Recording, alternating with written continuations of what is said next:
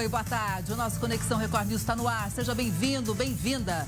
Desdobramentos da guerra no Oriente Médio podem impedir queda da taxa básica de juros. Sabe onde? Aqui no Brasil. O conflito traz reflexos na aviação. Mais de 37 mil voos já foram cancelados. Chefe do Conselho Supremo de Segurança do Irã faz ameaça direta contra o presidente Donald Trump. O Conexão está só começando. Continua comigo. Os desdobramentos da guerra no Oriente Médio e as dúvidas em relação a quanto tempo o conflito deve durar mexem com as perspectivas para a economia brasileira. A disparada no preço do petróleo impacta a inflação e as expectativas sobre a taxa de juros. Para a próxima reunião do Copom, os economistas estão divididos. Tem aqueles que acreditam que o Banco Central vai manter a taxa Selic em 15% ao ano e outros que apostam em queda de 0,5 ponto percentual. Para analisar esse cenário, a gente faz conexão com o professor da FGV Direito Rio, da Escola de Economia da FGV em São Paulo, Daniel Vargas. Daniel, boa tarde, seja bem-vindo. Oi, Kelly, sempre um prazer.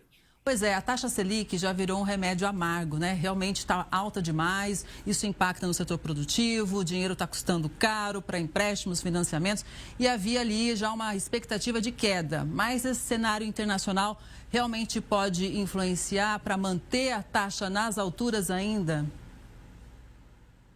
Olha, Kelly, eu acho que essa é a pergunta que todos estão se fazendo. Existia uma expectativa de que essas taxas cairiam, o que daria uma espécie de fôlego para o investimento produtivo no Brasil, mas agora nós temos, como os economistas chamam, um choque internacional, e a grande questão é em que medida este evento no Oriente Médio vai impactar e com que grau a economia brasileira. Nesse processo, a gente sabe que nós temos no Brasil uma instituição, que é o Banco Central, que é uma espécie, digamos assim, de médico, cuja função institucional é de prevenir e também contribuir para remediar uma doença da economia, que é a inflação.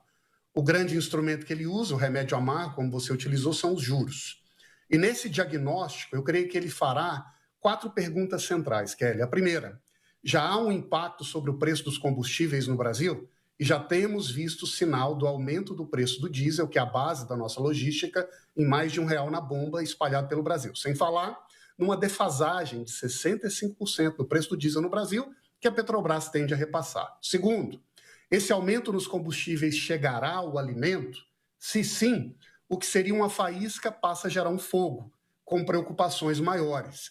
Os sinais ainda são voláteis, são pouco claros, mas nós sabemos que uma dimensão de uma guerra pode sim ter um impacto que chega nos alimentos. A partir daí, começam as grandes preocupações centrais. Haverá impacto nos serviços, ou seja, um aumento no preço dos alimentos, dos bens industriais, vai se espalhar para a economia como um todo? Se sim, já temos razão para uma preocupação maior, uma espécie de incêndio que começa a contaminar com a inflação a economia brasileira. E, por fim, se as expectativas gerais do mercado vão se atualizar a partir daí. O Banco Central, ele olha para os primeiros sinais, que são a faísca do combustível, que é um foguinho ali nos alimentos e nos bens industriais, mas a grande preocupação está nas perguntas mais gritantes, que é a disseminação nos serviços e, a partir daí, expectativas no mercado. Vamos ver como o mercado vai reagir. Eu acho que aqui tem 2 agravantes para a análise brasileira. A primeira é que a meta do Banco Central é de evitar um aumento da inflação em mais de 3%, com a margem de 1,5%, ao longo dos últimos 12 meses. E agora nós estamos com o IPCA marcando 4,44%, ou seja, muito próximo da meta no limite e com a gordura para queimar muito pequena. A partir daí, temos a tendência de ver um Banco Central atuando de uma maneira mais conservadora. Tem sido essa praxe na gestão Galípolo. E sabendo que o impacto sobre o combustível também tem um efeito sobre o câmbio, significa que no Brasil nós acabamos sentindo 2 vezes o impacto dessa guerra aqui. Primeiro, a energia, que contamina o preço de tudo mais na economia nacional, e segundo, o câmbio, já que somos um país que temos uma moeda que acabará também sentindo os impactos dessa crise internacional. Pois é, o Banco Central, a gente lembra aqui, persegue a meta de 3% no acumulado de 12 meses em relação à inflação, podendo alterar 1,5 ponto percentual para mais ou para menos. Até que ponto essa Selic nos ajuda a manter essa meta e, olhando para o cenário internacional, dá para dizer que é uma meta que o Brasil vai conseguir alcançar, hein? Olha, Kelly, é muito importante que sim, especialmente em ano eleitoral, por 2 razões. De um lado, a própria responsabilidade jurídica do Banco Central, que é uma instituição que cumpre um mandato definido pela lei, que estabelece um limite. Se um ano eleitoral, o Banco Central não consegue utilizar os seus instrumentos para manter a inflação dentro da meta, essa é uma sinalização que pode gerar debates, questionamentos dos próprios órgãos políticos do Brasil. De outro lado, o fato de ser um ano político também torna essa ação do Banco Central impactante do ponto de vista eleitoral. Imagina, a inflação de alimentos às vésperas das eleições poderia ter um impacto sobre o efeito do processo eleitoral brasileiro. Tudo isso significa que a expectativa mais plausível é de uma decisão conservadora do Banco Central.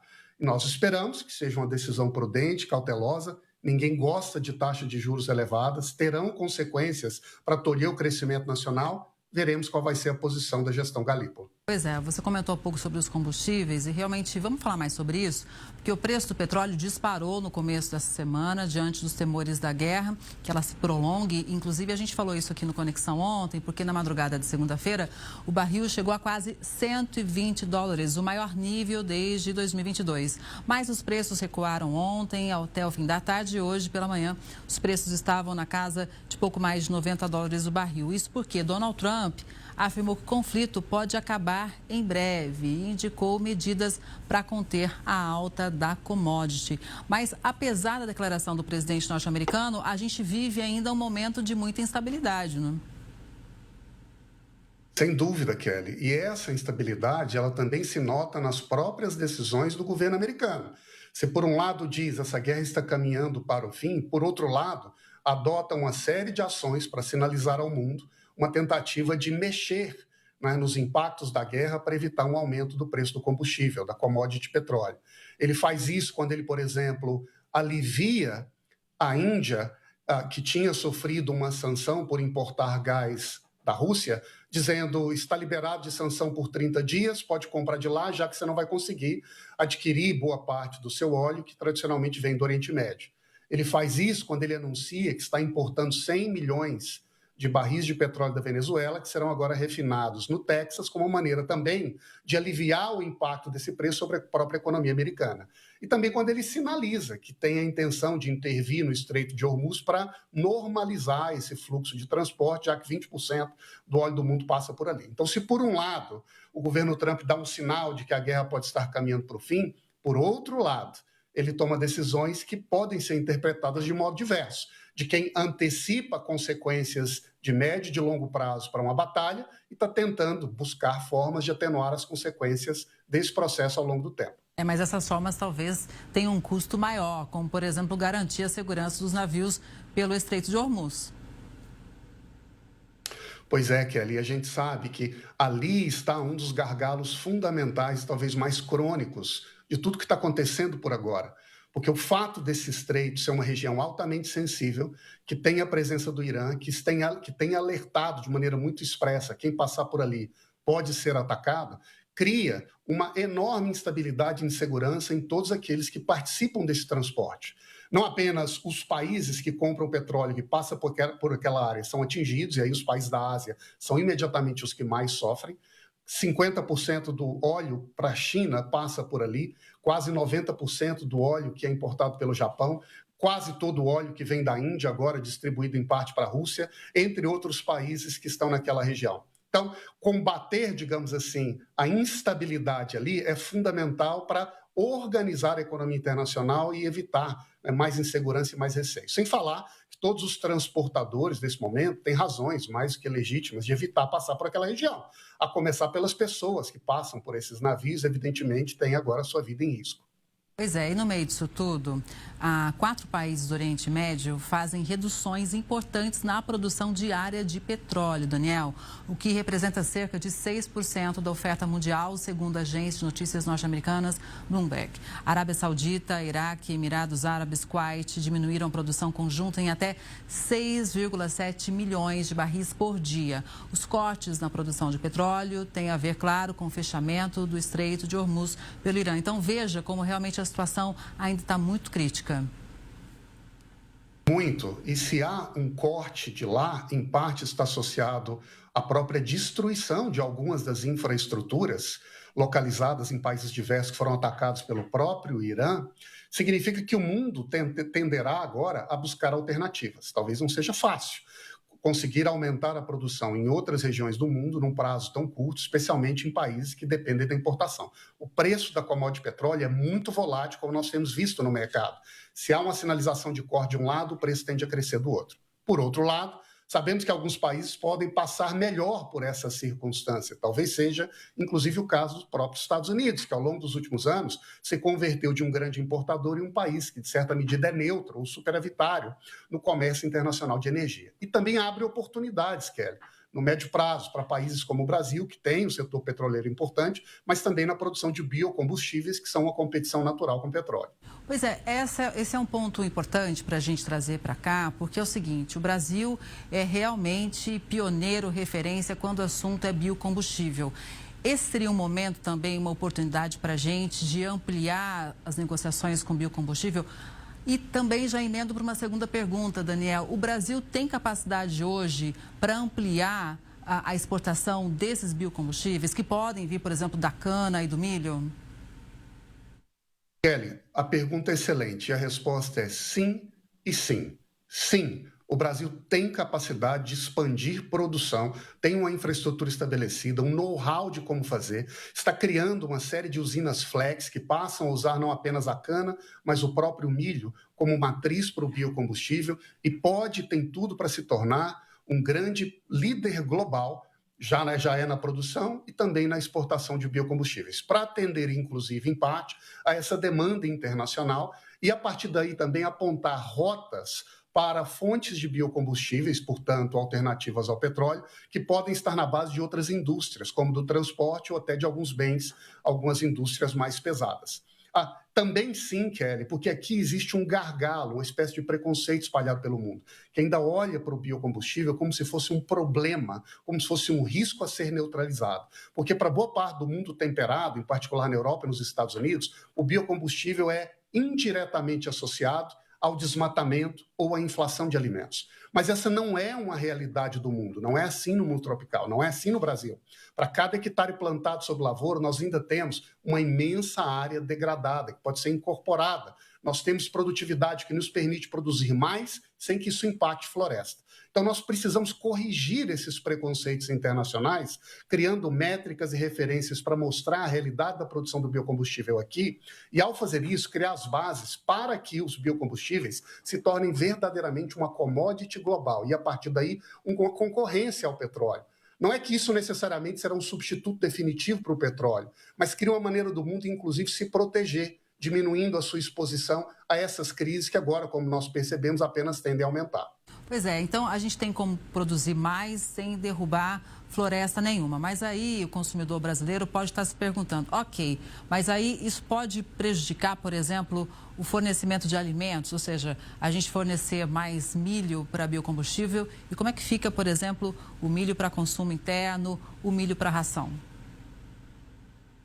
Olha, Kelly, a experiência histórica tem mostrado, e o nosso mercado é muito claro em relação a isso, que essa competição entre uma matriz de produção, que pode virar alimento ou que pode virar energia, não significa no Brasil algo que exclua, algo que elimina, algo que gera consequências para um ou para outro campo. Ao contrário, aqui em casa, entre nós, quando nós expandimos a nossa produção, nós podemos atender simultaneamente a demanda de alimento e a demanda de energia, porque nós temos imensa capacidade de atender ao mercado, ampliando áreas ou redirecionando produção, industrializando aquilo que a gente faz, e isso nós temos feito ao longo de vários anos. É assim com a nossa realidade, não é assim na Europa.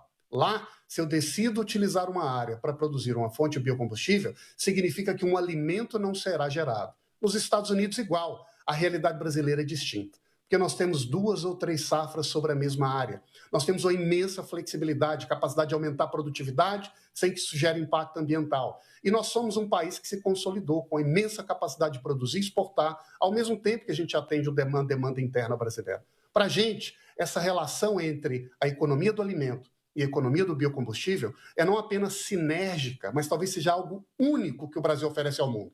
O mundo não enxerga esses 2 capítulos como sendo parte da mesma história. Aqui entre nós, eles são umbilicalmente ligados. Nós sempre produzimos mais energia, ao mesmo tempo que produzimos mais alimento. Fazemos isso, aliás, Kelly, ao mesmo tempo em que prestamos serviços ambientais ao mundo. É uma economia muito ímpar, muito rica, quem sabe pode ser uma oportunidade agora, nesse momento de crise internacional. Daniel, a gente estava falando agora sobre como a taxa Selic impacta na economia, o setor empresarial realmente reclamando, queixando. Você citou também a questão da alta dos alimentos e como que isso pode reverberar daqui para frente se o preço dos alimentos continuarem subindo, o preço continuar subindo. E olha a notícia que chega aqui para a gente. O Grupo Pão de Açúcar informou hoje que firmou um acordo com os principais credores e apresentou inclusive um plano de recuperação extrajudicial. A medida envolve cerca de 4,5 bilhões de reais em dívidas e tem como objetivo reorganizar as finanças da empresa sem recorrer à recuperação judicial. E quando a gente vê uma empresa gigante, um grupo gigante como esse, anunciando esse tipo de ação, que leitura a gente pode fazer, Daniel? Não é um sinal positivo, né, Kelly? Aliás, o Brasil tem batido recordes de pedidos de recuperação judicial no setor agro em geral, né? E o Pão de Açúcar é uma agroindústria, faz parte desse campo.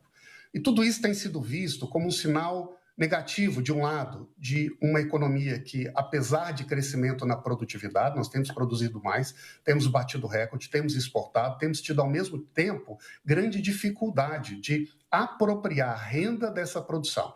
E isso se espalha por diversos elos da cadeia. A renda está sendo comprimida.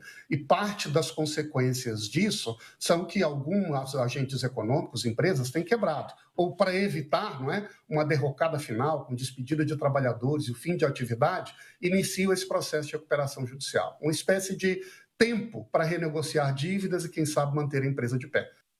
Não é um sinal, sem dúvida, isso é um motivo de preocupação, como várias outras empresas que têm pedido recuperação judicial.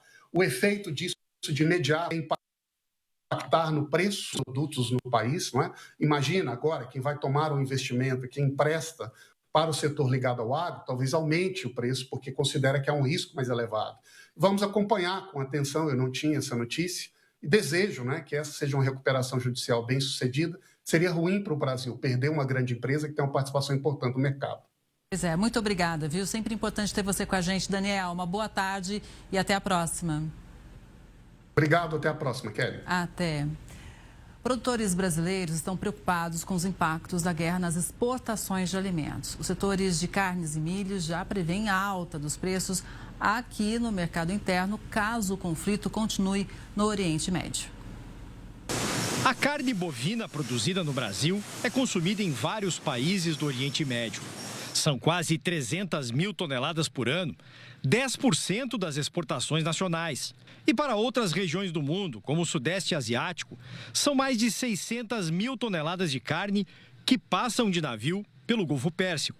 Mas com o bloqueio iraniano no Estreito de Hormuz, as viagens estão suspensas. Neste cenário, indústrias brasileiras já reduzem a produção à espera dos próximos desdobramentos do conflito. Entre 10 e 15 dias, se não tiver uma mudança de cenário, impacta altamente a indústria da carne bovina. Nós temos que parar de embarcar, porque as empresas não estão aceitando novos contêineres, e aí nós temos que diminuir o abate aqui para carnes com essa destinação. Segundo a Associação das Indústrias Exportadoras de Carnes, o aumento dos custos e a queda na produção podem afetar os preços também no mercado brasileiro. Se a exportação deixa de ser rentável, seja por questão de fluxo logístico, de geopolíticas, guerras, o custo empresarial e do produtor, né, do pecuarista, precisa ser rediluído. E onde ele vai ser rediluído? No mercado interno. Então pode ter um impacto de subida de preço no mercado interno. De todos os grãos produzidos pelo Brasil, o milho se destaca nas exportações para o Irã. O país comprou 10 milhões de toneladas no ano passado, 20% de todo o milho brasileiro vendido no exterior. Como a colheita dos grãos enviados para lá acontece no segundo semestre, o impacto nas vendas vai depender da duração do conflito. A gente exporta também para o Oriente Médio, inclusive para o Irã. Então a gente está preocupado no segundo semestre de ter problemas para enviar esse milho para o Irã. Outro efeito imediato que preocupa os produtores brasileiros é a oferta de fertilizantes do Oriente Médio, que estão com as vendas suspensas e são fundamentais nas plantações de milho.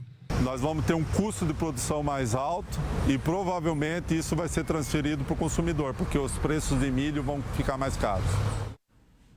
Os brasileiros que estavam em países do Oriente Médio e não conseguiam retornar para casa começaram a desembarcar nos aeroportos aqui do país. A recomendação do Itamaraty é que viagens de turismo e a trabalho para a região sejam adiadas ou canceladas. Depois de 8 dias no navio, sob a tensão da guerra, o alívio. Voltar para nossa terrinha é bom demais. O grupo de amigas fazia um cruzeiro em Dubai, nos Emirados Árabes Unidos. Um passeio luxuoso que foi interrompido quando o conflito começou. A gente recebeu o alerta, quando a gente saiu da estacada, o míssil passou e já veio a bomba em seguida. Cerca de 300 brasileiros estavam na embarcação. O João e a família chegaram em São Paulo neste domingo. Eu estava no deck da piscina e vi 3 luzes fortes na cor laranja descendo sobre o céu. Comecei a correr e corria, olhava para trás ao mesmo tempo e uma hora eu vi uma explosão branca. O Oriente Médio é hoje não só um destino de férias para milhares de brasileiros, mas também um ponto de conexão importante para passageiros que saem aqui do Brasil com destino a países da Ásia e Oceania. Com a guerra, muitos brasileiros ficaram presos ou tiveram a viagem interrompida sem conseguir voltar para casa. O Vinícius estava de férias no Japão e dependia de uma escala no Catar, mas o voo foi cancelado. Eu tive que comprar uma passagem pela minha despesa mesmo e aí acelerei o processo porque as passagens estavam sumindo, né? Então eu corri e comprei uma passagem via Etiópia. Segundo o Itamaraty, cerca de 70 mil brasileiros vivem atualmente em países do Oriente Médio. A maioria no Líbano, que registrou novos bombardeios nesta segunda-feira. O Ministério das Relações Exteriores disse que monitora a situação e dá assistência aos brasileiros. O governo também não recomenda viajar aos países da região nesse momento. Pois é, e desde o começo da guerra no Oriente Médio, mais de 37 mil voos foram cancelados. Os números são da consultoria Sirion, que monitora voos em todo o planeta em tempo real. Os conflitos que começaram com os ataques dos Estados Unidos e Israel ao Irã têm impactado centenas de milhares de pessoas que têm como destino ou desejam deixar a região, como a gente viu na reportagem.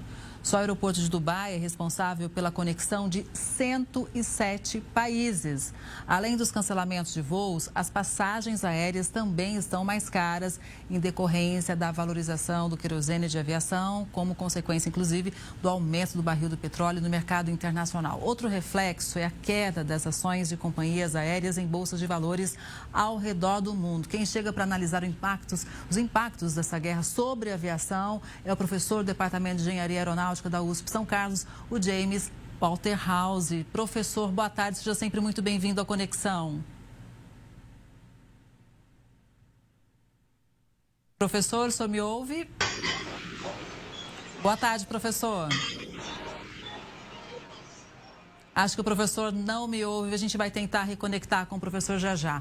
O fato é o seguinte, a gente tem acompanhado, então, esse problema que atinge, inclusive, brasileiros que estão fora do país. A gente sabe que o setor aéreo ainda tenta se recuperar da pandemia. Muitas empresas ficaram em situações complexas financeiras, a gente acompanhou aqui.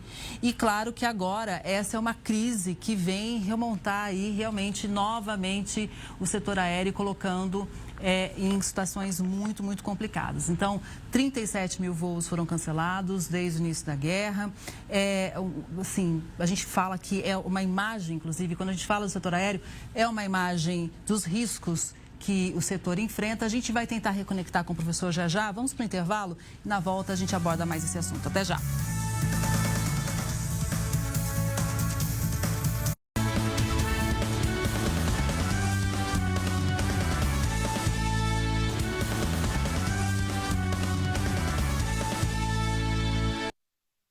A gente volta a falar que desde o começo da guerra no Oriente Médio, mais de 37 mil voos foram cancelados. Os números são da consultoria Sirion, que monitora voos em todo o planeta em tempo real. Os conflitos que começaram com os ataques dos Estados Unidos e Israel ao Irã têm impactado centenas de milhares de pessoas que têm como destino ou desejam deixar a região do conflito. Só o aeroporto de Dubai é responsável pela conexão de 107 países. Além dos cancelamentos de voos, as passagens aéreas também estão mais caras por causa da valorização do querosene de aviação como consequência do aumento do barril do petróleo no mercado internacional. Outro reflexo é a queda das ações de companhias aéreas em bolsas de valores ao redor do mundo. Quem chega para analisar os impactos da guerra sobre a aviação é o professor do Departamento de Engenharia Aeronáutica da USP São Carlos, James Waterhouse. Professor, boa tarde. Boa tarde aos ouvintes. Professor, como que o senhor avalia? A gente sabe que o setor aéreo teve um grande impacto com a pandemia e agora mais um conflito. O que a gente pode esperar em relação à saúde das empresas de aviação, que muitas, inclusive, não resistiram à pandemia? As empresas após a pandemia se endividaram e muitas delas acabaram fechando e outras rolaram dívida ou estão ainda rolando dívidas e algumas estão saindo de recuperações judiciais. Mas o problema agora atinge principalmente as empresas que têm como principal ponto o hub, que é a sede, o Oriente Médio, que seriam empresas do Catar, empresas dos Emirados Árabes e outros países da região. Essas empresas, elas são principalmente utilizadas por nós brasileiros para fazermos conexões com a Ásia, com a Índia, com esses países. Então, o que vai acontecer é que para esses locais, provavelmente onde essas empresas fazem essas ligações, vai haver um aumento considerável de preço. Se você não pode passar pelo Oriente Médio, você vai ter que pegar uma empresa pela Europa ou por outro trajeto. E essas empresas já estão bastante lotadas. Nós estamos passando por um bom momento para as empresas de linha aérea, em que os aviões estão voando lotados para boa parte do mundo. Agora, se você tirar uma parte da oferta dos voos que essas empresas fazem, e a Emirates, por exemplo, é uma empresa muito grande, tem muita oferta, nós vamos acabar pela lei da oferta e da procura, aumentando muito o preço das passagens. Isso não tem como evitar. Seja, né, um peso a mais aí no bolso do consumidor. Agora, e para essas empresas? Eu falei do querosene, mas de que forma esse conflito pode trazer um prejuízo, hein? O conflito, em primeiro lugar, é de grande risco para voos comerciais. Então, por definição, os voos comerciais cessam. Além disso, todas as seguradoras param de pagar o prêmio se o avião tiver algum problema. Então, ninguém decola se não tiver seguro, como os navios, né, também não navegam se não tiverem seguro. Então, as empresas têm que manter os aviões no solo. E, além disso, você tem um outro detalhe, que é o risco intrínseco de você receber um míssil ou alguma coisa em algum dos aviões da empresa. O próprio ativo da empresa, os terminais estão sob risco também. Então, para essas empresas localizadas no Oriente Médio, o risco é grande, o prejuízo é enorme, né? Para as outras empresas, não, do mundo, porque, afinal, elas estão longe do conflito, né? Elas simplesmente vão perder parte dos seus voos para essa região. Só isso, elas vão suspender por um certo tempo e não é um mercado para eles tão grande. Então, empresas da Europa, empresas dos Estados Unidos vão sofrer um impacto muito pequeno. Posto isso, então, professor, a gente pode deduzir que o impacto desse conflito deve ser menor em relação ao que aconteceu durante a pandemia de Covid? O impacto vai depender muito do tempo que se estende esse conflito, porque se o conflito se estender demais e o petróleo ficar retido, nós vamos ter um outro problema, que é o aumento generalizado do preço de combustíveis. Aí vai afetar a aviação a nível mundial, aí não tem jeito. Mas se o conflito for mais curto, ele vai afetar de forma pontual essas empresas apenas. Nós podemos ter uma flutuação no preço do combustível, mas não será tão grande. Então, nós só podemos avaliar o real impacto após um certo tempo, se isso vai continuar ou não. Se continuar, com certeza os impactos serão generalizados e nós vamos sofrer aqui no Brasil também. Pois é, e a gente vai contar sempre com a sua análise, professor. Muito obrigada, sempre especial ter o senhor com a gente. Uma boa tarde e até a próxima. Boa tarde para você e para todos os ouvintes e obrigado.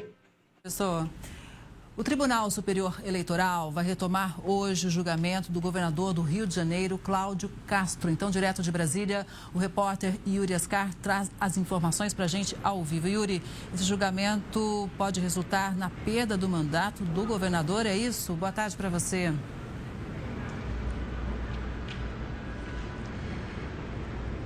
Isso mesmo, Kelly. Boa tarde para você, para todos que acompanham a programação da Record News. É exatamente isso o que o Ministério Público Eleitoral pede para o Tribunal Superior Eleitoral: a cassação do mandato e a inelegibilidade por 8 anos do governador do Rio de Janeiro, Cláudio Castro. Ele é acusado por abuso de poder político e econômico, gastos irregulares em recursos eleitorais e conduta ilegal durante a campanha à reeleição em 2022. O Ministério Público entrou com essa ação ainda em 2022. Em 2024, o Tribunal Regional Eleitoral do Rio de Janeiro absolveu o governador.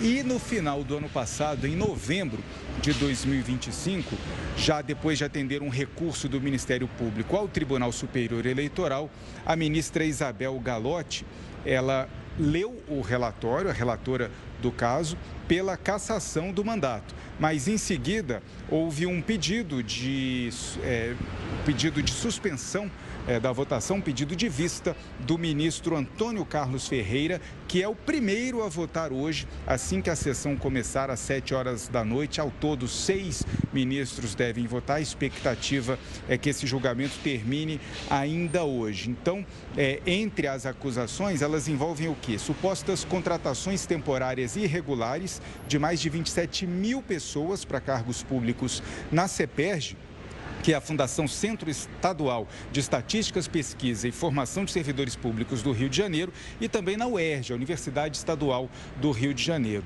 O governador é acusado de obter vantagem eleitoral com essas contratações que não estariam dentro da legalidade, além de descentralizar projetos sociais ao enviar 258 milhões de reais para entidades que não eram vinculadas à administração pública do Estado. De acordo com a defesa de Cláudio Castro, o governador apenas sancionou uma lei que havia sido aprovada pela Assembleia Legislativa do Rio de Janeiro e um decreto para regulamentar a atuação da CEPERJ. Por isso, ele não poderia ser responsabilizado por eventuais irregularidades. Kelly.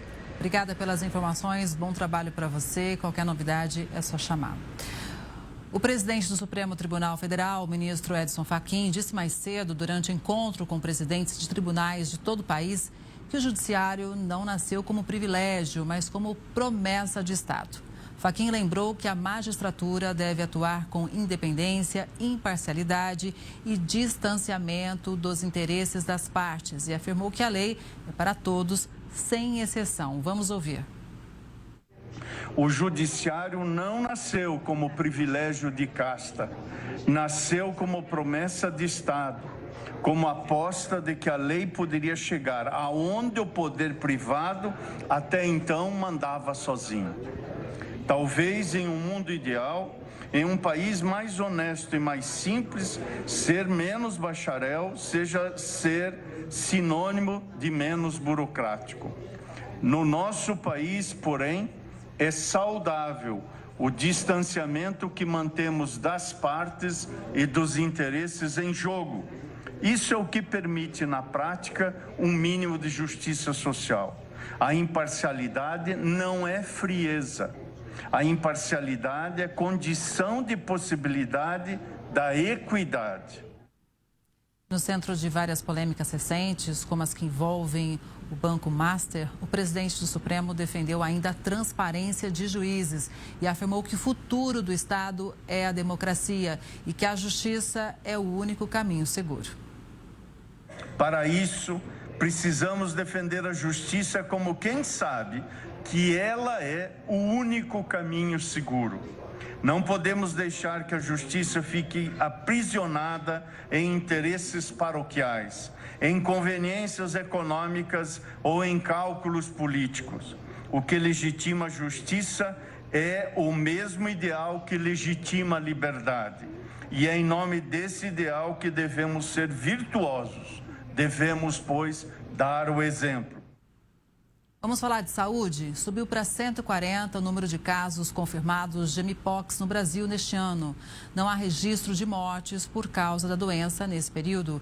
Existem 539 casos suspeitos e 9 prováveis. Os dados são do Ministério da Saúde. O estado com maior número de casos é São Paulo, com 93. Depois vem Rio de Janeiro e Rondônia. A doença é transmitida pelo contato com pessoas infectadas pelo vírus, materiais contaminados ou animais silvestres infectados. Os principais sintomas são lesões na pele, febre, dor de cabeça e dor no corpo. Quem chega para falar sobre esse assunto é o médico infectologista Antônio Carlos Bandeira. Doutor, boa tarde, seja muito bem-vindo. Boa tarde. Como é que a gente pode avaliar esse número de confirmações? É um motivo para a gente já ficar em alerta? Olha, sem dúvida, é um motivo para ficar em alerta, porque isso representa um número bastante significativo de casos. Só para a gente ter uma ideia, no ano de 2024, os estados que tiveram um surto grande também, eles, no auge do surto, notificavam aproximadamente 10 pacientes por semana, o que dá mais ou menos 40, 45 casos por mês, que é mais ou menos exatamente esse número que hoje, em 2026, a gente está vendo aqui no Brasil. Então, é preocupante, sim. Isso, sintomas, né? Febre, dor de cabeça, dores no corpo, fraqueza. Muitas vezes a gente pode confundir com outras doenças. Acho até que é uma gripe. O brasileiro, ele está atento que pode ser mpox ou ainda falta informação? Olha, eu acho que existe uma possibilidade, às vezes, de uma confusão no diagnóstico, muitas vezes por parte do próprio paciente, mas também, às vezes, dentro da própria área de saúde. Por quê?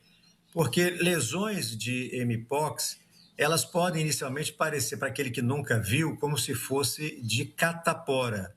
Então, pode acabar tanto o paciente achar que é uma catapora e, de repente, nem procura médico, ou ele procura o serviço de saúde e, às vezes, o diagnóstico pode não ser feito de forma mais adequada. Por isso que é muito importante que se entenda que o conhecimento, as pessoas têm que estar muito atentas, lerem, e como agora, né, a gente está fazendo essa divulgação para esclarecer o diagnóstico. A mpox tem uma diferença fundamental para a catapora, que é as lesões que a gente tem visto desse clade, que geralmente é o clade 2, que tem feito esse quadro de surtos e epidemias fora da África.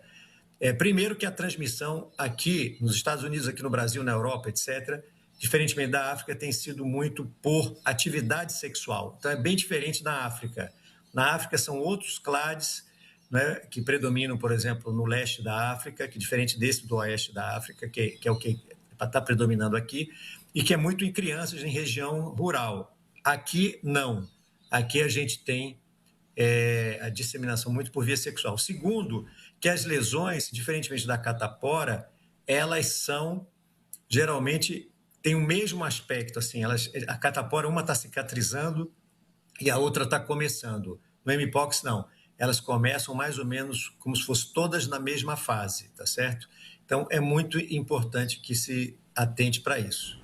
Agora, uma vez que o caso é identificado, qual que é a ação que deve ser ali por parte do município, Departamento de Saúde, Vigilância Epidemiológica? Certo. Primeiro, é fundamental que as pessoas entendam que existe um período de incubação após o contato com uma pessoa infectada, que é basicamente de 12 dias. Depois começam as lesões. Então, começaram as lesões, né? Geralmente podem vir associadas com mal-estar no corpo, febre, gânglios pelo corpo também. A pessoa tem que procurar imediatamente o serviço de saúde para que possa ser coletado o material daquelas lesões e serem encaminhados. E, preferencialmente, essa pessoa deve ficar afastada do contato com outras pessoas. Ela pode ir para casa, se ela estiver bem, estiver estável, ela pode sim ir para casa, ficar mais afastada dos contatos familiares, né? A gente sempre preconiza isso, porque as lesões são infectantes no contato, principalmente, e que, pelo menos, se for um quadro mais grave, obviamente tem que ser internado, né? Não há dúvida, sem dúvida nenhuma. Agora, ficar em casa, preferencialmente num quarto separado, com pouco contato, até que as lesões todas cicatrizem, porque enquanto tiver uma lesão ainda em atividade, ela é transmissível. Então, você precisa que todas as lesões tenham sido virado crosta e cicatrizado, entendeu? Para que não haja mais a transmissão. Sim, sim. Além desse cuidado todo, doutor, com a pessoa infectada, tem outras formas de prevenção para evitar a contágio de novos pacientes?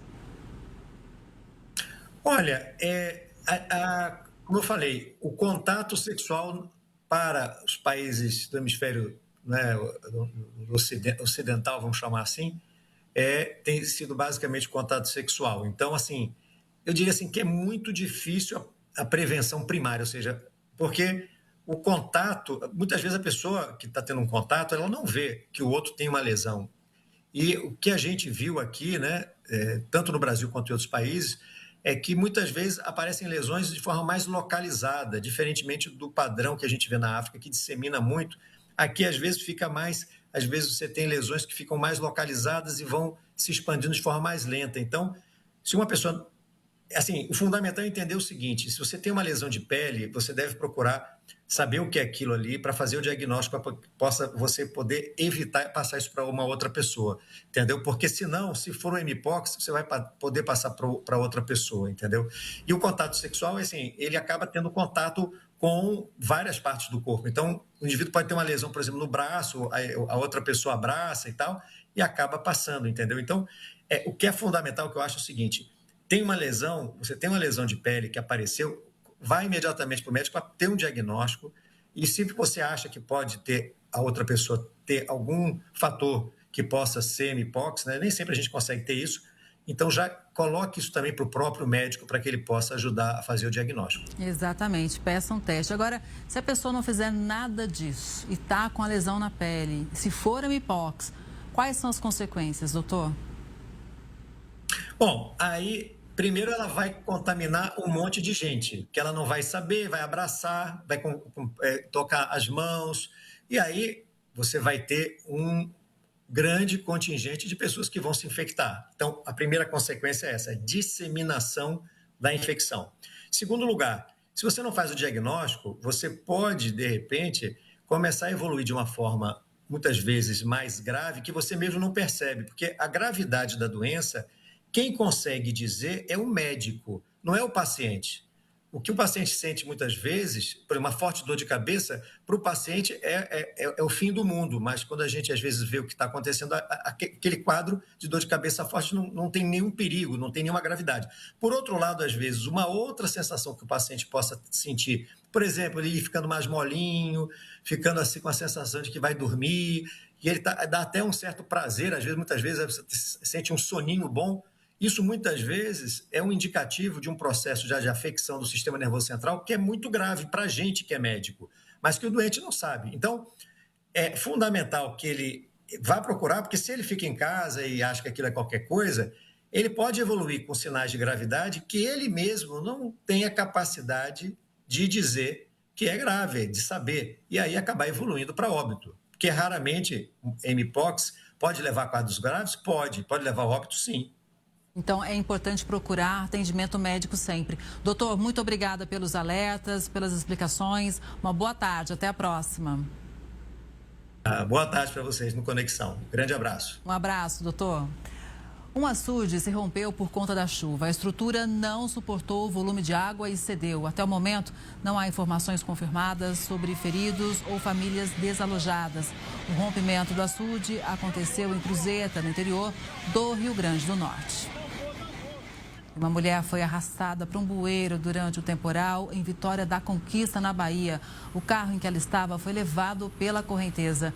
O motorista conseguiu sair pela janela e se salvou. Já a passageira foi arrastada e desapareceu ao cair no bueiro. Rosânia Silva, de 44 anos, ainda está desaparecida. E a chuva também provocou estragos em Belo Horizonte e na região metropolitana. Um homem está desaparecido depois de ser levado por uma enxurrada.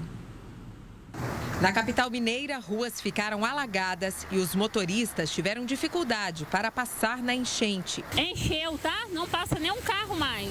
O temporal derrubou mais de 20 árvores na cidade. Este homem escapou por sorte. Ele ficou entre os galhos e não se feriu. A água da chuva invadiu a sala de espera deste hospital. Um posto de saúde também foi inundado. Pacientes com a perna para cima.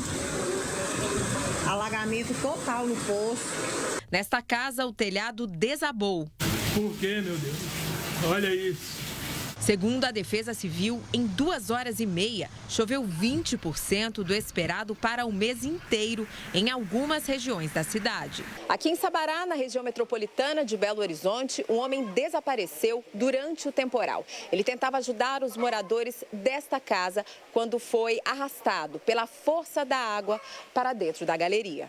Momentos antes de ser levado pela enxurrada, o homem aparece neste vídeo de roupa preta, tentando quebrar uma parede para escoar a água. Ele ainda não foi encontrado. Em outra região da cidade, os passageiros de um carro saíram às pressas do veículo antes que ele ficasse totalmente submerso. Neste açougue, funcionários precisaram baixar as portas para tentar conter o avanço da água. A gente já está trazendo material de limpeza para as famílias, a Defesa Civil do Estado também está nos apoiando, a gente vai trazer colchões, material de higiene pessoal e agora um trabalho de acolhimento.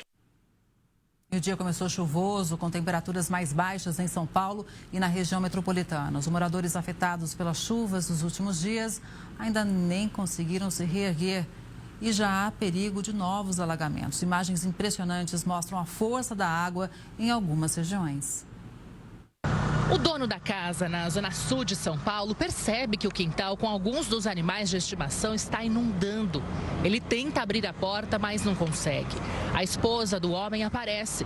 Os cachorros que estão dentro da casa são resgatados. De repente, a água invade o local com toda a força. Móveis, eletrodomésticos e animais, tudo começa a boiar. A força da correnteza arrasta também a mulher. A porta é levada. Tudo isso em menos de 1 minuto. Eles conseguiram salvar algumas coisas, mas não tudo.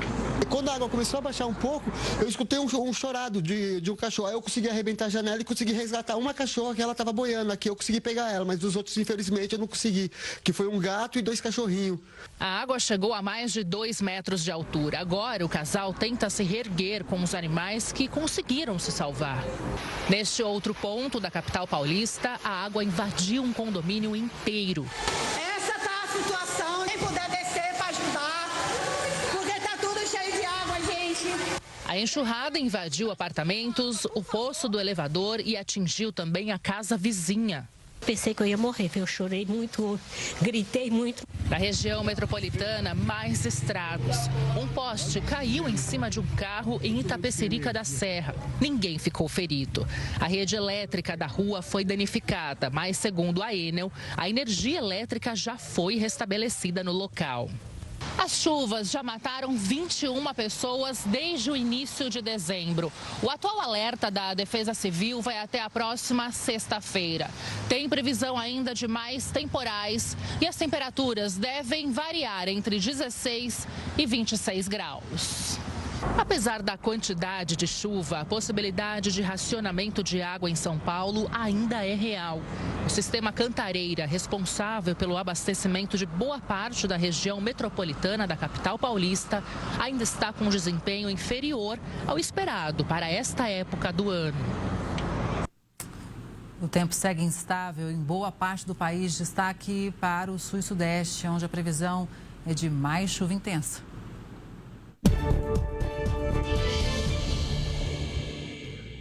A segunda semana de março vai ser marcada pelo aumento de instabilidades em quase todo o país. A previsão é de pancadas frequentes e risco de chuva forte e temporais. Atenção para as cidades no norte, centro-oeste e parte do sudeste, onde os acumulados vão ser elevados. Em alguns momentos, esse cenário vem acompanhado de ventos e raios. Tudo isso aumenta a chance de alagamentos e enxurradas em áreas urbanas. No sul, a circulação marítima mantém maior presença de umidade, principalmente principalmente na faixa litorânea do Paraná e de Santa Catarina e em alguns pontos do norte gaúcho. As pancadas começam fracas, mas se intensificam ao longo do dia nas áreas em amarelo. Na faixa em vermelho, há risco de temporais. Destaque para a porção em roxo no Paraná, que vai ter acumulados elevados. A umidade vinda do mar também influencia o sudeste, que ainda vai ser afetado pelo avanço de uma frente fria. Vai ter tempo firme só nas cidades do norte de Minas Gerais.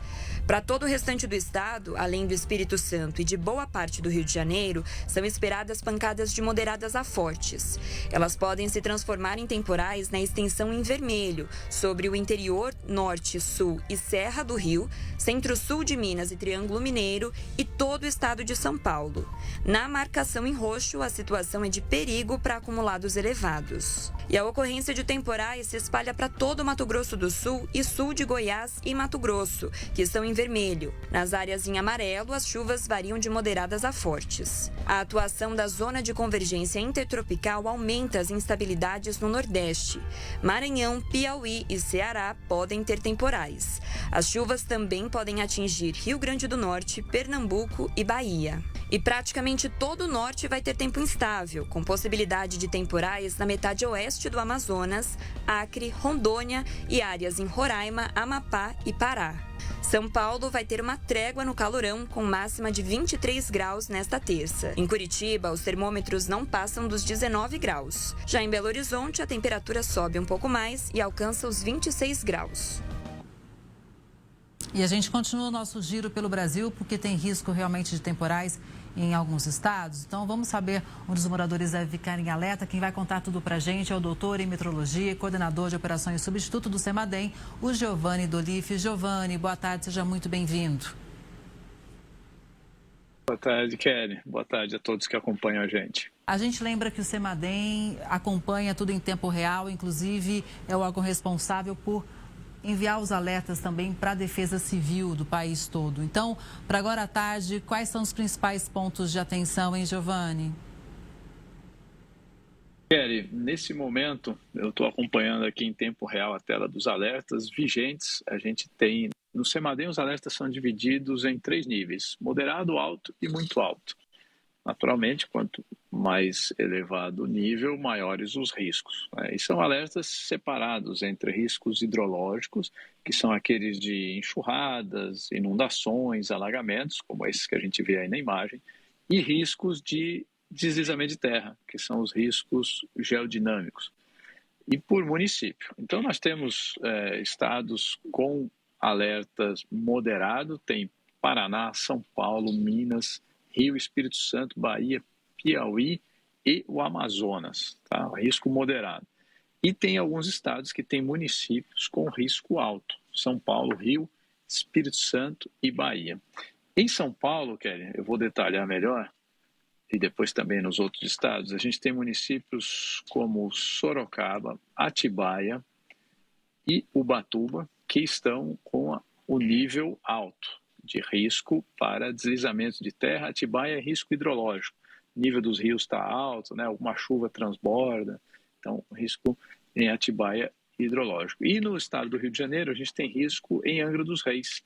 Angra dos Reis também tem recebido muita chuva nesses últimos tempos, solo encharcado, nível dos rios bem alto. Então, qualquer chuva adicional, qualquer pancada de chuva, traz riscos maiores. Tem risco moderado na região serrana do Rio, tem risco em alguns municípios de Minas Gerais. Belo Horizonte tem risco moderado, a gente tem risco moderado em Muriaé e também em Barbacena. E aí tem uma cidade no sudoeste do Espírito Santo, uma cidade onde choveu muito de ontem para hoje, foi a cidade onde mais choveu, o maior registro que a gente tem no CEMADEM. É o município de Muniz Freire, tá? Foram mais de 100 milímetros de chuva, então ele está com um nível alto para movimento de massa, deslizamento de terra, né? E aí tem alguns municípios no sul da Bahia, próximos do norte de Minas Gerais, que estão com o nível do Rio São Francisco muito alto, né? Desde meados de janeiro vem chovendo muito na bacia do Rio São Francisco, esse rio está com nível alto, inclusive acaba de ser cessado o alerta em um desses municípios, tá? Fica alerta vigente ainda em Bom Jesus da Lapa, alerta de inundação, então, por causa do nível do Rio São Francisco muito elevado ali, Kelly. Pois é. Agora, o que está causando tudo isso? E até quando a gente deve esperar bastante chuva nessas regiões? É uma combinação de sistemas, de movimentos na atmosfera. A gente tem tido a formação do sistema meteorológico conhecido como Zona de Convergência do Atlântico Sul. São os ventos que se encontram numa certa região e duas massas de ar não conseguem ocupar o mesmo espaço. Então, quando elas se encontram, tem que desviar para algum lugar. Não dá para descer, para entrar no chão, então o ar sobe. E quando o ar sobe, em cima é mais frio. Esse ar fria satura de umidade e forma gotas de chuva. E quanto mais intenso esse processo, então, de convergência, subida de ar, mais intensa é a chuva. Então, por isso que quando a gente tem esse encontro de massa de ar e quanto mais umidade elas carregam, mais chuva. Então, desde a segunda quinzena de janeiro, a gente tem tido na região sudeste do Brasil e também parte do centro-oeste, a formação dessa zona de convergência causando chuvas. Então, os problemas que a gente vê hoje têm contribuição da chuva dos últimos dias, mas também são resultado de chuvas desde a segunda quinzena de janeiro. Agora, até quando isso vai, né? Bom, até o final dessa semana, quinta, sexta-feira, dependendo da região, a gente ainda vai ter esse cenário de convergência de ar úmido favorecendo a ocorrência de chuvas. Não é chuva forte o tempo todo, mas em alguns momentos essa chuva aumenta de densidade. Num solo já encharcado, em rios, córregos com nível elevado, o risco então fica aí mais alto. Giovanni, vamos com imagens ao vivo do Rio de Janeiro. Neste momento, a cidade registra 24 graus de temperatura, são imagens da Avenida Brasil e dá para a gente perceber que venta por lá, hein? Tempo bem fechado, né? Ventando, a gente vê ali as folhas mexendo. Esse ar úmido que está vindo do oceano, né? A frente fria, ela é a dianteira, o para-choque de uma massa de ar frio. Então, quando a frente fria passa, atrás vem esse ar frio. E nesse caso, esse ar frio está vindo com uma trajetória sobre o oceano que está com temperaturas acima da média. Isso faz com que tenha mais evaporação, portanto, mais umidade no ar, e esse ar, então, que chega do oceano, chega trazendo também muita umidade. Por isso, esse céu encoberto no Rio de Janeiro e tem chance de chuva. Tem chance de chuva, Kelly, e entre amanhã e quinta-feira vai formar uma área de baixa pressão entre o Nordeste, São Paulo e Rio de Janeiro. Então, a gente pode ter alguns momentos com chuvas bem intensas no estado do Rio de Janeiro por conta da formação dessa área de baixa pressão. Citou São Paulo, vamos então ao vivo para a capital paulista com imagens da Marginal Tietê, sentido Castelo Branco, trânsito carregado, né? Como sempre a gente está falando da capital paulista, mas olha que tempo fechadão, hein? Fechadão e vai ficar assim, viu, Kelly? A gente ainda tem uns 2, 3 dias de tempo fechado, momentos de chuva fraca, garoa e em alguns momentos pancadas de chuva mais fortes.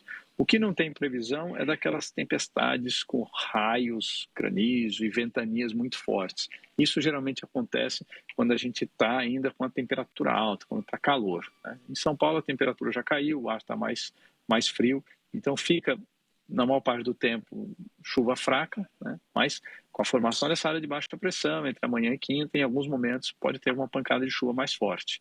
E aí, nível dos rios, dos córregos elevado, né? Então a água tem dificuldade de escoar, pode formar pontos de alagamento, enxurrada, né? Porque a água corre com intensidade e também em áreas de risco de deslizamento de terra, a gente também tem risco. Giovanni, vamos para um lugar que está quente, em 29 graus em Goiânia, as imagens ao vivo.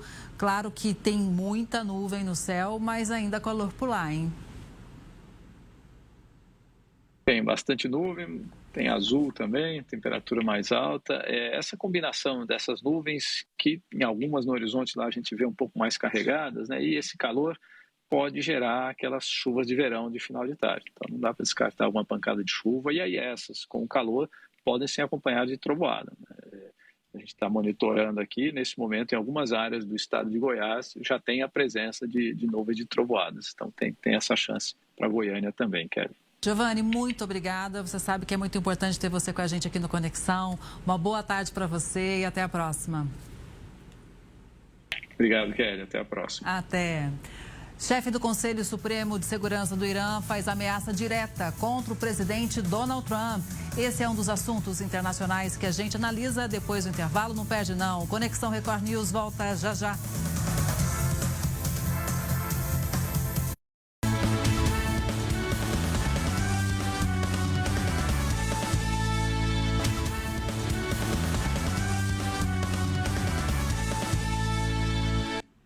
A diplomacia brasileira trabalha para que o PCC e outras facções, como o Comando Vermelho, não sejam classificados pelos Estados Unidos como organizações terroristas. O presidente Lula se reuniu com o ministro das Relações Exteriores, Mauro Vieira, que, por sua vez, conversou por telefone com o secretário de Estado americano, Marco Rubio. Vieira pediu que os Estados Unidos evitem classificar facções criminosas brasileiras como organizações terroristas. O temor é de que, no futuro, os Estados Unidos usem o combate ao narcotráfico e ao terrorismo como justificativa para operações militares. E ontem, durante o encontro com o presidente da África do Sul em Brasília, o presidente Lula defendeu a cooperação na produção de armamentos para reforçar as defesas contra invasões estrangeiras. Vamos ouvir um trecho. Aqui ninguém tem bomba nuclear. Aqui ninguém tem bomba atômica. Se a gente não se preparar na questão de defesa, qualquer dia alguém invade a gente. Nós precisamos juntar o nosso potencial e ver o que a gente pode produzir junto, construir junto. Não precisamos ficar comprando dos senhores das armas. Nós poderemos produzir. Quem chega para fazer uma análise é o Vitélio Brussolin, que é pesquisador de Harvard e pesquisador e professor, inclusive, de Relações Internacionais da Universidade Federal Fluminense. Vitélio, boa tarde. Seja sempre muito bem-vindo ao Conexão. Boa tarde, Kelly. Obrigado pelo convite. Boa tarde a todos. Vitélio, a pergunta que não quer calar. Se essas facções criminosas forem consideradas grupos terroristas, é possível que no futuro os Estados Unidos façam operações militares aqui no nosso país? Kelly, essa é uma discussão bastante complexa. Eu vou partir do começo. Os Estados Unidos não precisam que o Brasil reconheça essas organizações como terroristas para combatê-las. Veja o que acontece agora na Venezuela, no Caribe, por exemplo. Os Estados Unidos declararam organizações naqueles países terroristas e estão as combatendo. Os americanos estiveram no Brasil tentando negociar uma operação conjunta do Brasil com os Estados Unidos para combater o PCC e o Comando Vermelho, porque essas organizações têm ramificações que acabam afetando o território dos Estados Unidos. O Brasil não avançou nessa discussão. É importante que a gente entenda aqui o seguinte, no direito, o crime é cometido no ato, que pode ser de ação ou omissão, ou na tentativa em algumas circunstâncias. Não há dúvidas de que o Comando Vermelho e o PCC praticam, em alguns momentos, atos terroristas. Então, fechamento de localidades, de bairros inteiros, incendiar ônibus ou automóveis. Esses ônibus são de civis, não são do Estado. Os alvos não são os ônibus, não são os automóveis, não são as pessoas, mas essas pessoas são utilizadas para atingir o Estado. Tem um objetivo político por trás dessas ações. É interessante para o Brasil discutir com os Estados Unidos uma parceria para combater o crime organizado, porque o crime organizado brasileiro reconhecidamente está ultrapassando fronteiras para outros países, para o Paraguai, para a Argentina, para Portugal. Então, é necessária uma operação conjunta. É interessante para o Brasil que esses grupos sejam reconhecidos como terroristas? Não. No entanto, também prejudica o Brasil o crime organizado que existe no nosso país e que evita que pessoas visitem o nosso país e que investimentos sejam feitos no nosso país. Então, o Brasil já tem instrumentos legais para combater os atos, esses sim, atos terroristas desses grupos. Então, tem a Convenção Internacional para a Supressão e Financiamento ao Terrorismo de 1999, que foi promulgada no Brasil pelo Decreto 5640, em 2005. Nós temos legislações como a Lei 13.260, de 2016, que considera que o terrorismo vai ser praticado quando envolver nacionalidade, etnia, raça ou religião, que são os critérios utilizados pela ONU para crime de genocídio. Esse critério foi colocado nessa lei justamente para que organizações criminosas não sejam confundidas com organizações terroristas. Mas, de qualquer forma, é um problema grave que nós temos no nosso país. É fato conhecido que tanto o PCC quanto o Comando Vermelho têm se envolvido, sim, em questões políticas, inclusive financiando candidatos no país. E o controle de territórios em estados como Rio de Janeiro e São Paulo, entre outros, Kelly, é, sim, uma violação da soberania nacional, envolve uma questão política. Portanto, há elementos que caracterizam atos desses grupos como terroristas. O Brasil precisa negociar com os Estados Unidos para que seja feito um combate organizado contra essas organizações, porque a denominação, o reconhecimento de que elas são terroristas também não seria benéfico para o Brasil, mas, de fato, elas estão atuando, Kelly. Pois é, com certeza. Agora vamos ampliar um pouquinho mais, né, o olhar em relação a esse ponto, porque, realmente, como você citou, tudo também é uma abordagem política. E a gente vê os Estados Unidos avançando em relação a outros países, justamente com esse argumento de combater narcotráfico, combater grupos criminosos ou até mesmo terroristas. Mas, ao mesmo tempo, são ações que impactam indiretamente países que têm relações comerciais com a China. Como que a gente ficaria nesse contexto, né, olhando uma futura possível ação dos Estados Unidos no território brasileiro, uma vez que a gente vê o Donald Trump justamente promovendo ações que impactem países que, de uma forma ou outra, têm relação com a China, e a gente tem na China a principal parceira comercial, fazemos parte do BRICS. Como que você avalia? Bom, Kelly, no caso específico do terrorismo, se o Brasil não colaborar com os Estados Unidos no combate aos crimes organizados que notoriamente agem no Brasil e em territórios estrangeiros, os Estados Unidos vão agir de qualquer forma. Então, isso independe da China.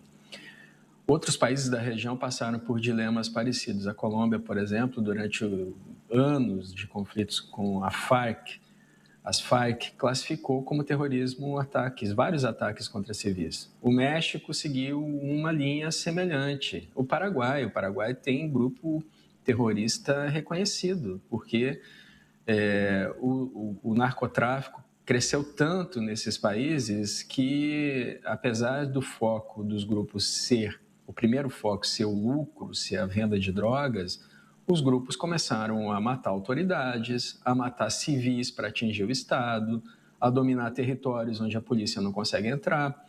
Todos esses são atos de terrorismo.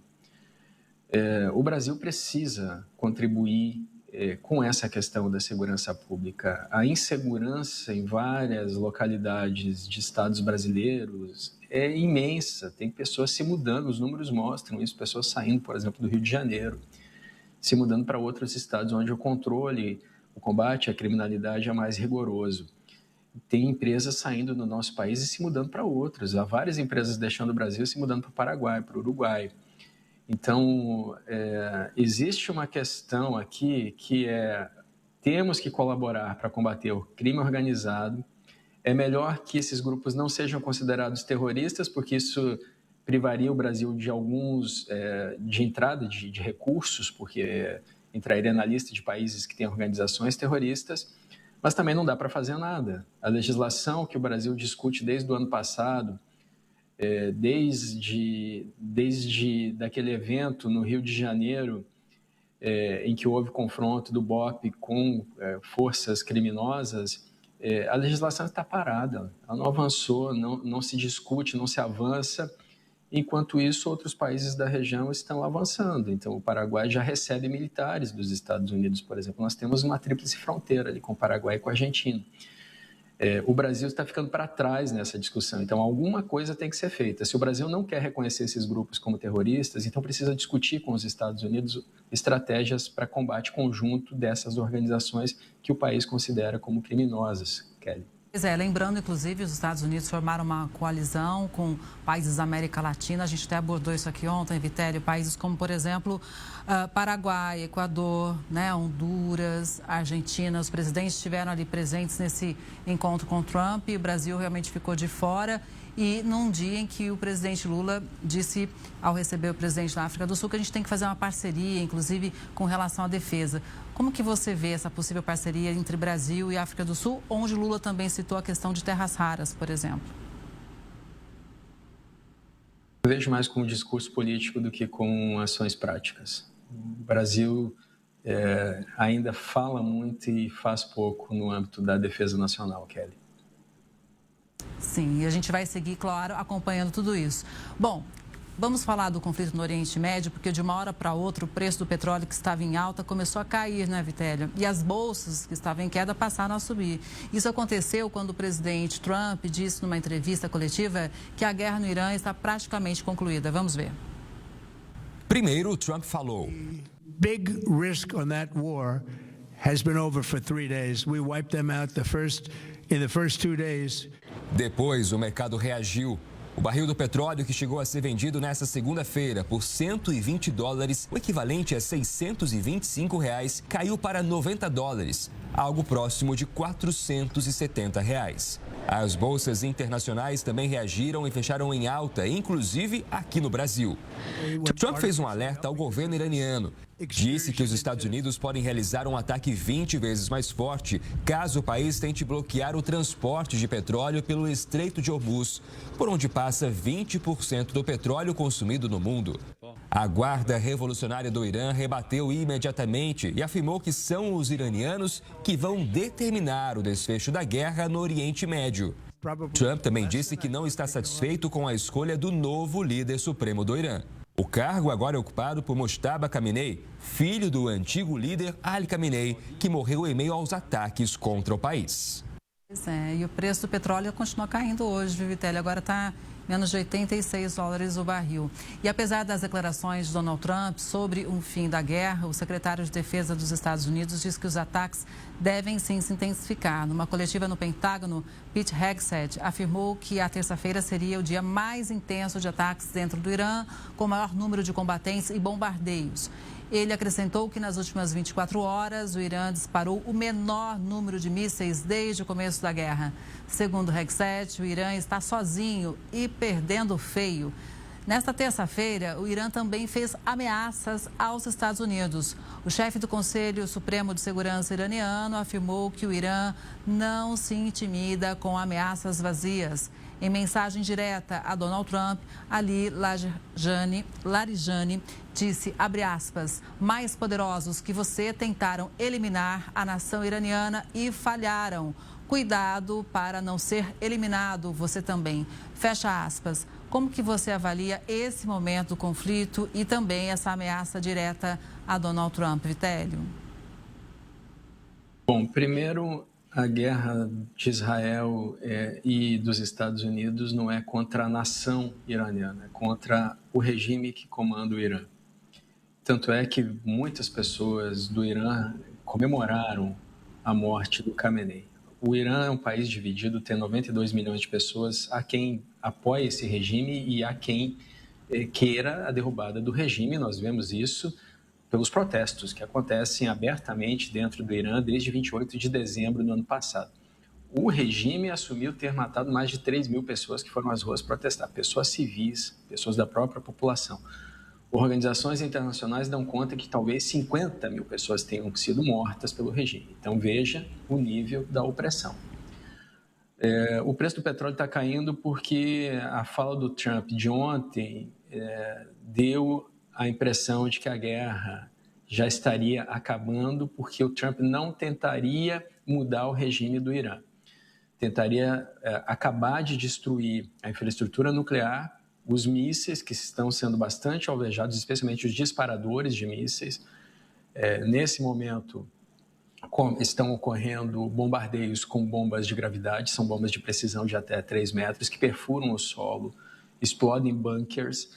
Então, tanto os arsenais de mísseis quanto de drones do Irã estão sendo alvejados. O Irã já tinha uma força aérea bastante debilitada por conta das sanções, com caças F-14, que haviam sido comprados ainda dos Estados Unidos, quando o Irã ainda tinha relações com os Estados Unidos, na época do Shah Reza Pahlavi, e com caças antigos da era soviética, como o Su-24, por exemplo. Esses caças nem tentaram combater a Força Aérea de Israel e dos Estados Unidos. E a Marinha iraniana foi grandemente alvejada. Segundo Trump, mais de 50 embarcações foram alvejadas. Então, o Irã perde a possibilidade de projetar poder. Poderia ainda tentar financiar grupos que os Estados Unidos, Israel e a Europa consideram terroristas, como os Houthis, o Hamas, o Hezbollah, a Jihad Islâmica. Mas aí, se fizer isso, o Trump está ameaçando voltar a atacar o Irã. Então, no final das contas, Kelly, o Trump está dizendo que essa guerra foi vencida militarmente, não houve uma troca de regime. Quando ele sair do Irã, ele vai dizer que a população perdeu uma oportunidade de décadas de mudar o governo do país, como, aliás, nós já havíamos afirmado aqui há alguns dias, fazendo uma prospecção de cenários. Se o Trump sair agora, ele vai dizer que venceu militarmente e a população não quis ou não tentou mudar o regime que a oprime, Kelly. Vitélio, fontes ligadas à Casa Branca disseram que o presidente Trump avalia reduzir as sanções, sabe a quem? Ao petróleo russo. A medida tem como objetivo aumentar a oferta mundial de petróleo em meio às enormes interrupções nos embarques do Oriente Médio, garantindo o menor preço do combustível.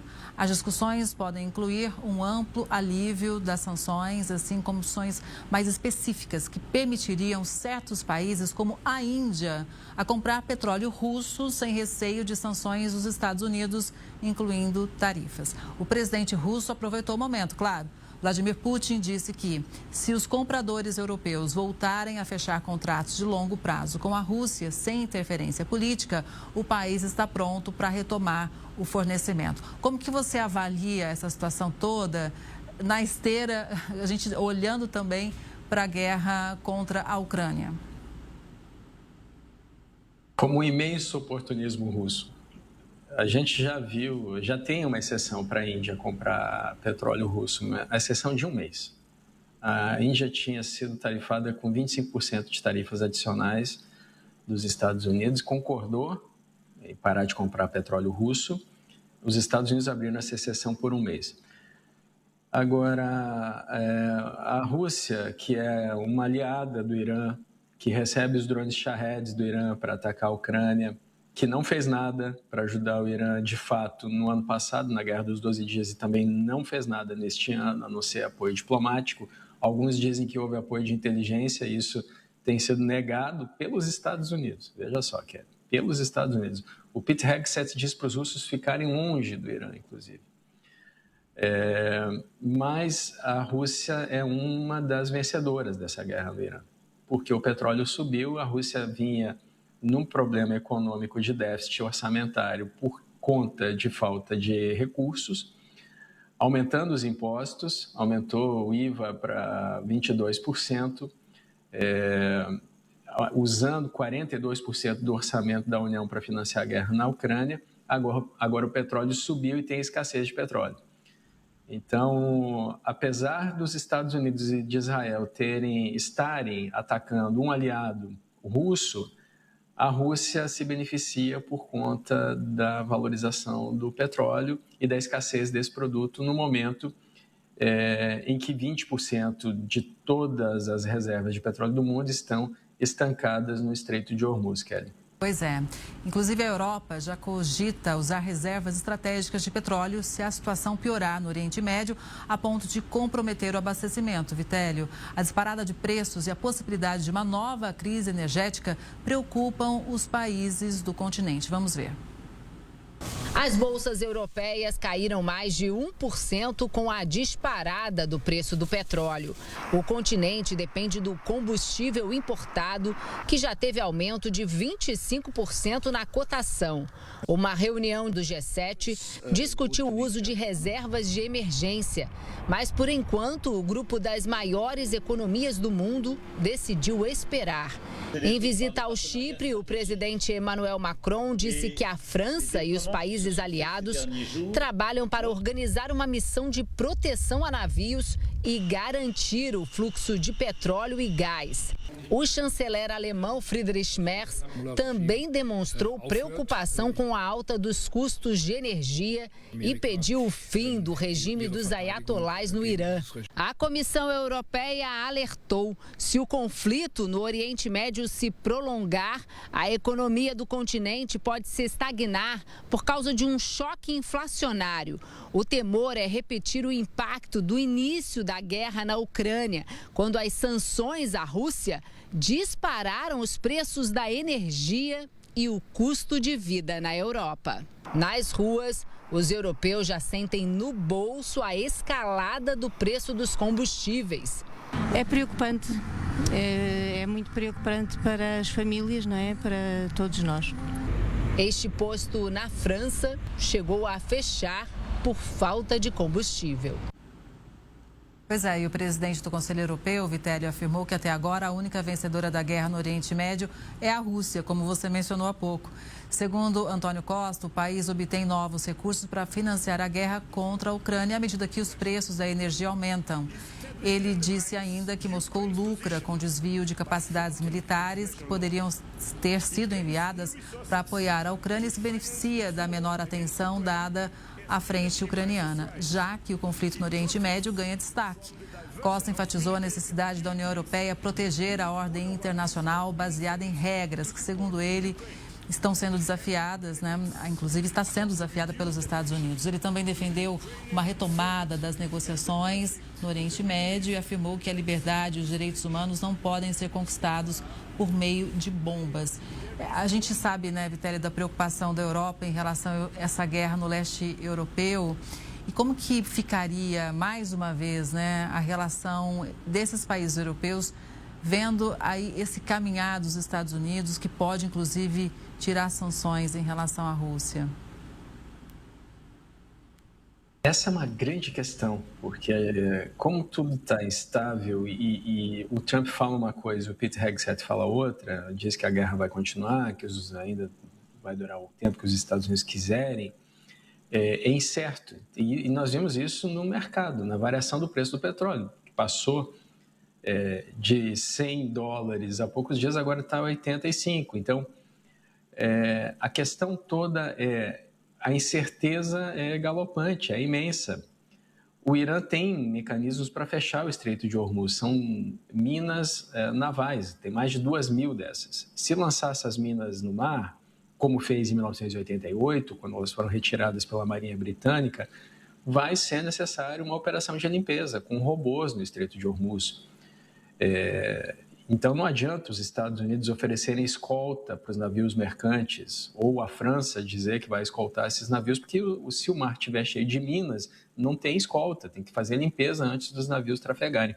Essa é a incerteza gerada pela guerra.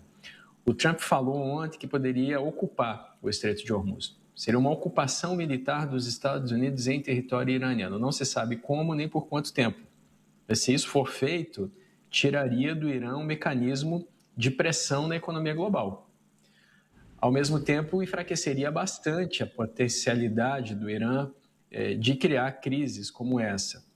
Por outro lado, o Irã continua bombardeando países vizinhos. Ontem, a Arábia Saudita, o Mohammed bin Salman, príncipe herdeiro da Arábia Saudita, deu ultimato para o Irã, que se continuar atacando, os árabes vão entrar nessa guerra contra o Irã.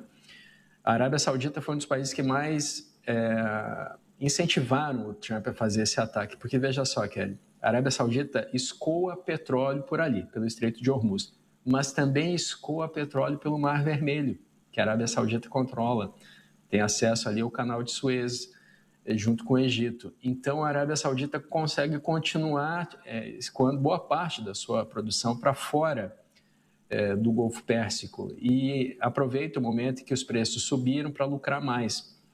É um cenário muito complicado, por enquanto a Europa só atua defensivamente com seus ativos na região e a Turquia, que é um país membro da OTAN, foi atacado 2 vezes pelo Irã e diz que não quer entrar na guerra, mas poderia, neste momento, pedir uma reunião da OTAN para tomar alguma medida, Kelly.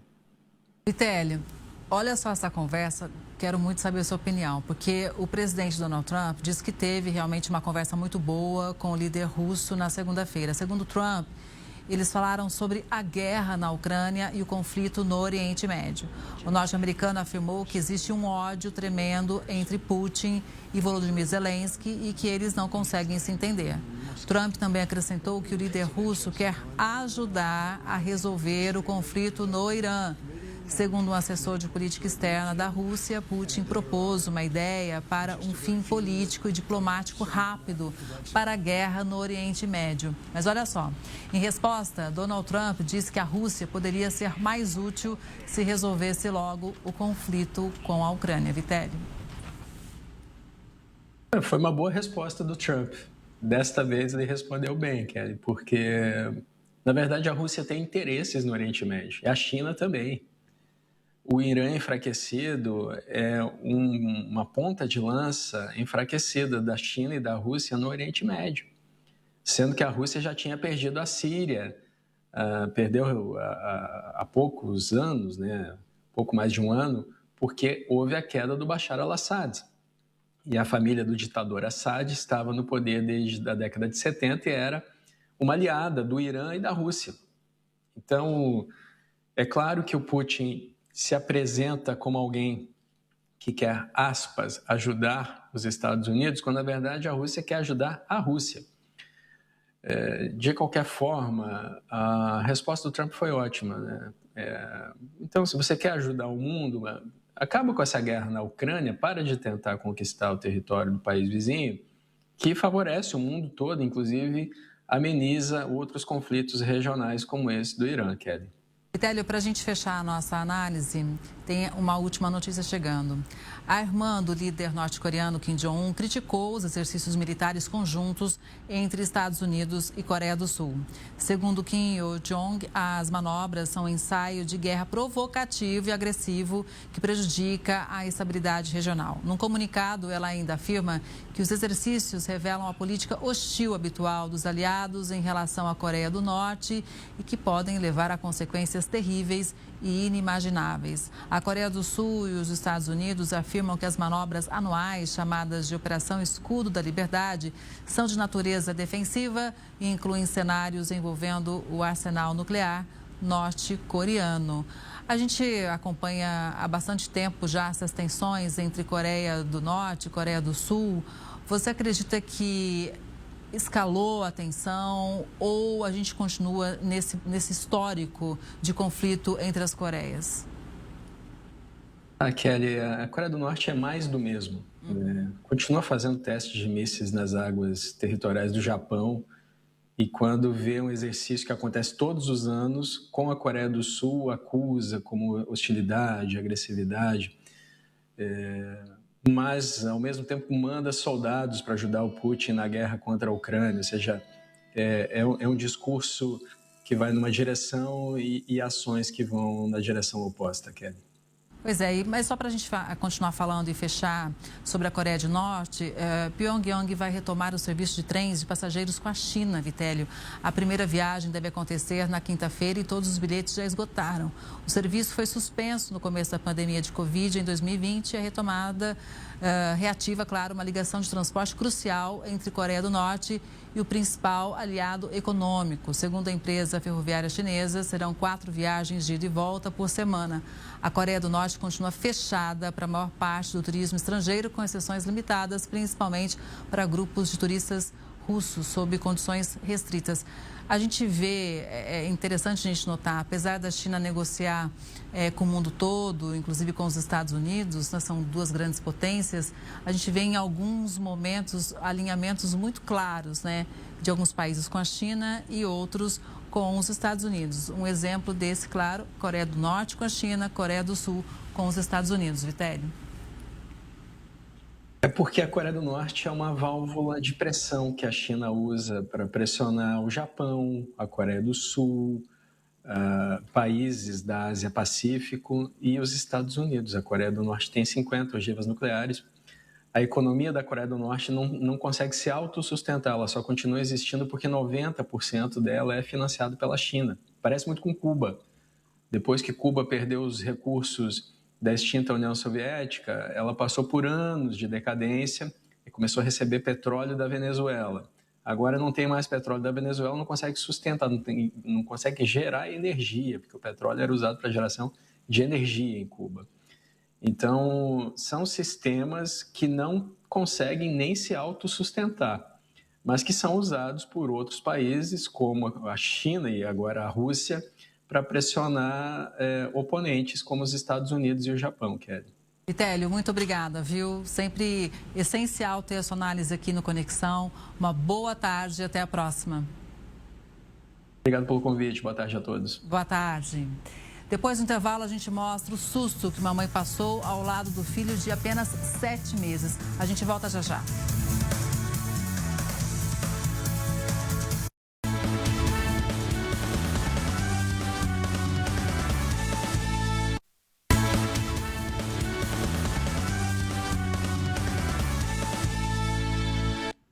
Depois de 2 meses na prisão, o aplicador de película Felipe de Oliveira Batista, de 30 anos, voltou para casa para a alegria da família. O rapaz havia sido reconhecido pela vítima apenas por fotografia, mas agora, em um terceiro julgamento, ele foi absolvido pelo Tribunal de Justiça. Já era noite quando o Felipe deixou o presídio e finalmente reencontrou a família.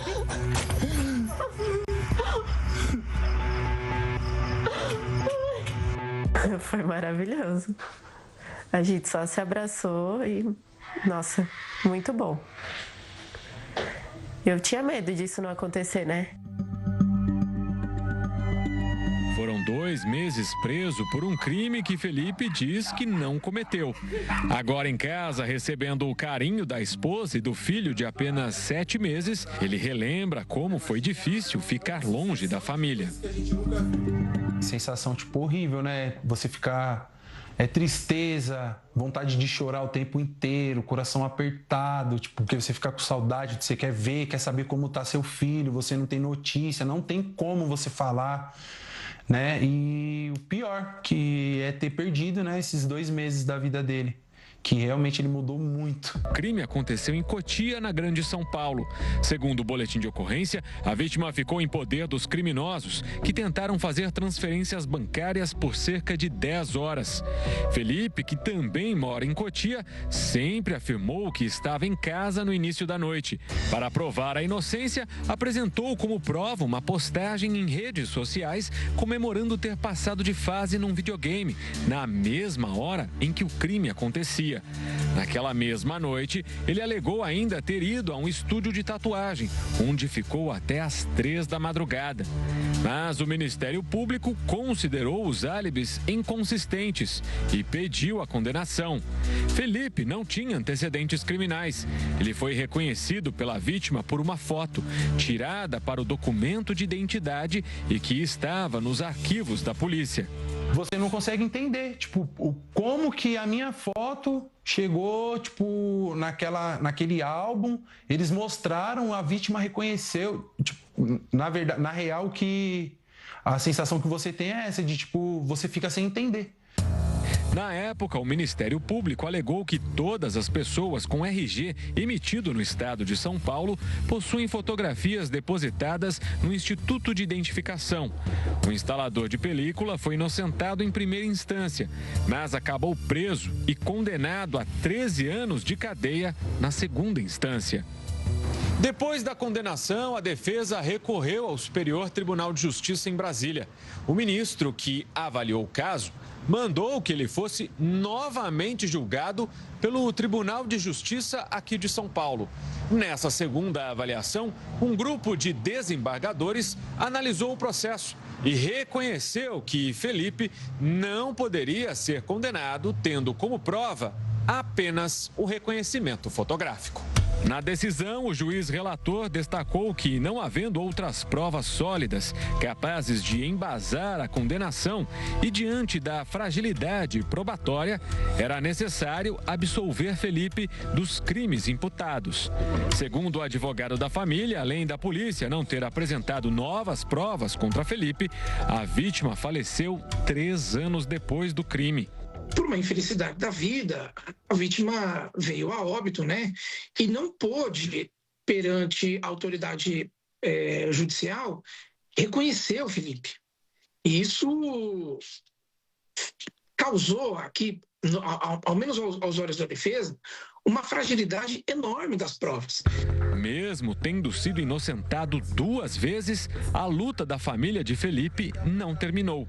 O Ministério Público ainda pode recorrer da decisão. Felipe e a esposa esperam em breve encerrar de vez esse triste capítulo da história deles. Eu espero ser feliz. Ser feliz. Porque isso foi o que roubaram da gente, né? Eu quero ser feliz, a gente conquistar nossos sonhos, continuar conquistando, né? Ter o meu filho pequeno, que eu quero ver crescer, quero ver o meu trabalho também se desenvolvendo, né? Mais e mais. E agora o que resta para mim é ser feliz, tentar ser feliz e aproveitar ao máximo, né? Cada momento com a minha família. Uma mulher passou por um susto ao lado do filho de apenas 7 meses, mas ela agiu rápido e fez a manobra correta para desengasgar o menino. Era mais um vídeo da rotina com o bebê que a mãe estava registrando pelo celular. A introdução alimentar do Joaquim, que tem 7 meses. Ele comia um pedaço de batata e acabou se engasgando. A mãe se levanta, tira o babador e imediatamente coloca o bebê de bruços, cabeça inclinada para baixo, e dá alguns tapinhas nas costas dele. Ele desengasga com a manobra aplicada corretamente.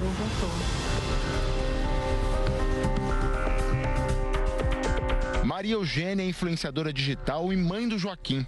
O vídeo que ela postou na internet viralizou. E ela explica que tem estado muito atenta nesse momento em que a criança está aprendendo a comer. Ela optou pelo método que usa alimentos em pedaços, bem cozidos, em que a criança tem mais autonomia. E ela sempre de olho no filho. Quando ele engasga, ele faz a ânsia, que é o reflexo de gag.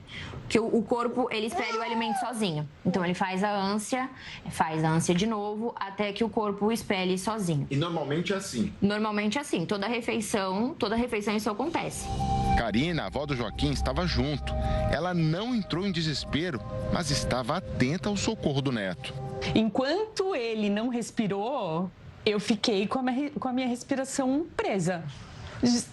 Já aconteceu isso? Quando você vê algum caso de você... Aí só depois que ele respirou que eu comecei a respirar novamente. Entendi. Então, assim, não teve aquela cena de grito, de desespero, mas assim, né? Assusta, obviamente.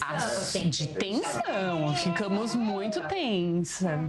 Este médico pediatra explica os principais cuidados para evitar engasgamento nessa fase de introdução alimentar dos bebês. É importante dizer que, independente da metodologia que você escolhe para fazer a introdução alimentar do seu filho, ela precisa acontecer no ambiente calmo, com a criança sentada e sempre sob a supervisão de um adulto. Não dá para deixar a criança andando, correndo com a comida sem ninguém ficar de olho. O que mais chamou a atenção no vídeo foi a tranquilidade com que mãe e avó lidaram com a situação. E não foi por falta de susto ou preocupação, mas porque elas conhecem a técnica de desengasgar um bebê. E por isso esse tipo de informação é tão importante para quem tem criança pequena em casa. Em caso de engasgo com o bebê, a orientação é colocá-lo de bruços no antebraço do adulto, com a cabeça mais baixa que o corpo. São 5 tapas firmes nas costas. Se não resolver, o bebê é virado e o adulto faz 5 compressões no peito dele. O procedimento se repete até que o alimento ou algum objeto seja expulso. Desde quando eu engravidei, eu já vinha pensando, já vinha trabalhando na minha cabeça de que isso em algum momento ia acontecer. Vai acontecer. Poderia ter acontecido com o leite, com a água, com um brinquedo, vai acontecer. Em algum momento da vida dele, ele iria engasgar. E aí eu assistia bastante vídeo, já grávida, assistia bastante vídeo da manobra. O Joaquim está ótimo. Continua explorando os alimentos, comendo bem, e a mãe e a avó sempre de olho nessa descoberta de sabores. Ontem tivemos a premiação do Paulistão 2026. Foram várias categorias, desde o gol mais bonito até a seleção do campeonato. Flaco Lopes, atacante do Palmeiras, foi eleito craque do campeonato e a repórter Duda Gonçalves traz os detalhes. Olá! No Espaço das Américas, em São Paulo, a cerimônia do Campeonato Paulista premiou os melhores da competição. Na seleção do campeonato, destaque para o campeão Palmeiras, que teve 6 premiados. Na defesa, os escolhidos foram o goleiro Carlos Miguel, os laterais João Vitor e Mike e os zagueiros Gustavo Gomes e Dantas. No meio-campo, os premiados foram Marlon Freitas, Andréas Pereira e Rômulo. E completam o time os atacantes Flaco Lopes, Vitor Roque e Robson, que foi artilheiro da competição com 7 gols. Flaco Lopes foi eleito o craque da competição. Desfrutamos bastante e sensacional. Vivemos uma noite incrível, fizemos um grande trabalho e pudimos comemorar da melhor forma com a nossa família, que as pessoas que estão sempre, né? O prêmio de melhor técnico do Paulistão ficou com Abel Ferreira. O treinador comemorou a conquista, mas já pensa no seu próximo título, o do Brasileirão. Estamos no início ainda de uma época longa, que seja um ano competitivo, que seja um ano para que o futebol brasileiro se possa cada vez mais tornar um exemplo, não só nacional, mas internacional. E nessa semana os brasileiros estão na torcida. Tem filme nacional no Oscar e Wagner Moura concorre a melhor ator. O favorito a receber o prêmio, Timothée Chalamet, se enrolou ao criticar os bailarinos e profissionais da ópera e por isso muita gente aposta que a estatueta dourada vai para outras mãos. Uma declaração polêmica. Não. E um importante prêmio agora em jogo. Timothée Chalamet, um dos favoritos ao prêmio de melhor ator no Oscar, está sob fortes críticas depois de comentários considerados desrespeitosos. Em um evento organizado por uma revista de entretenimento em uma universidade no Texas, Chalamet conversava com o também ator Matthew McConaughey e comparava cinema com outras artes quando comentou que não gostaria de trabalhar em áreas como balé ou ópera, porque seriam campos que precisam ser mantidos vivos, mesmo que ninguém se importe mais. Há poucos dias da cerimônia do Oscar, qualquer controvérsia pode pesar e muito na decisão final dos votantes. E no caso de Timothée Chalamet, a pressão é ainda maior. Além de ser um dos favoritos ao prêmio, ele pode entrar para a história como um dos mais jovens a vencer na categoria de melhor ator, algo que sempre chama a atenção da academia. A polêmica pode mudar o rumo da carreira dele e da disputa da premiação. E isso abre espaço para outros concorrentes. Wagner Moura aparece como um dos nomes que podem se beneficiar de qualquer mudança de percepção entre os votantes. O brasileiro vem recebendo elogios da crítica e tem sido citado em previsões de especialistas. A disputa pelo Oscar de melhor ator também inclui outros nomes fortes do cinema internacional, como Leonardo DiCaprio, Ethan Hawke e Michael B. Jordan. A declaração não pegou nada bem e rapidamente tomou conta das redes sociais, reacendendo uma velha discussão em Hollywood. Até que ponto uma polêmica pública pode influenciar a votação da Academia de Cinema? Se depender de você, o Oscar vai para... Viva o Brasil, viva a cultura brasileira. Thank you very much. Vive o Brasil. Você pode até tentar resistir, mas é só sentir o cheirinho para a fome apertar, viu? O famoso churrasquinho grego virou um verdadeiro clássico das ruas da capital paulista. Rápido, barato e cheio de sabor. Ele faz parte da rotina de quem vive na correria, né? Até o saudoso Jô Soares era fã de carteirinha.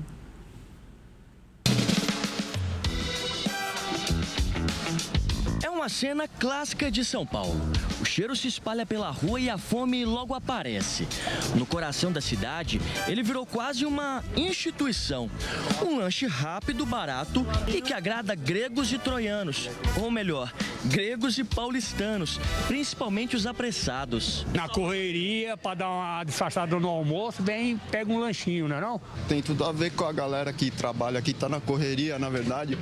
Trabalha no escritório, às vezes não tem tempo também, vai resolver as coisas rápido, coloca uma coisa no estômago só para conseguir resolver. A torre de carne gira lentamente no espeto vertical.